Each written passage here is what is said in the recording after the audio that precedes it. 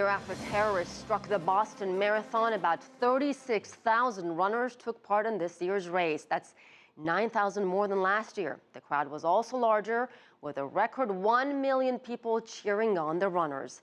CCTV's Nick Harper is live for us in Boston. Nick, clearly much tighter security this year.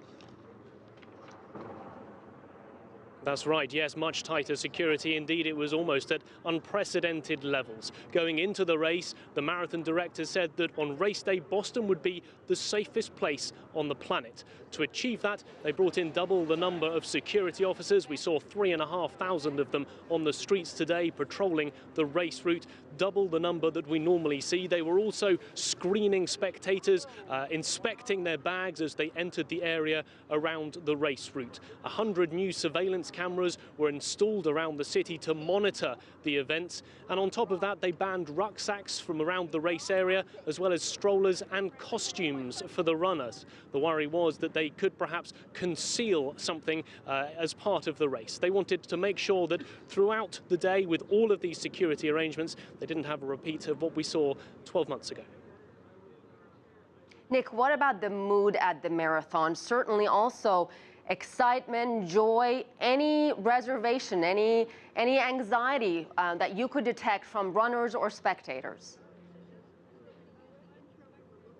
Well, going into the day, there was certainly a bit of anxiety from the people that I spoke to, but the overriding feeling was that they wanted to try and move forward. They wanted to show that the city wasn't scared, that it wasn't going to be defined by what happened last year. So a certain amount of defiance and also resilience. They really wanted to try and push forward. And the day today really has been a day of celebration. Marathon Monday, as it's called here in Boston, is a day of celebration. There's always a festive mood, and today we definitely saw that.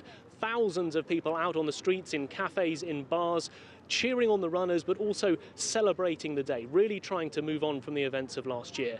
And we saw many more spectators than usual. It was estimated that there were 1 million people out on the streets, twice the normal number. So there was support not just from Boston, but from around the country and from around the whole of the world. Moving on from here, the next focus point will be the trial of Tsarnaev at the beginning of November. We had the memorial event last week, we've had the marathon now. Now people will be looking ahead to that trial in November. The defence team's trying to put together their case where they'll be trying to limit the blame on the younger brother, Tsarnaev. His older brother, Tamerlan, was killed in the police shootout, and they'll be trying to show that he was led by the older brother into carrying out that attack. It will certainly be an interesting time and a very watched event when that trial starts in November. Thank you very much. CCTV's Nick Harper live in Boston.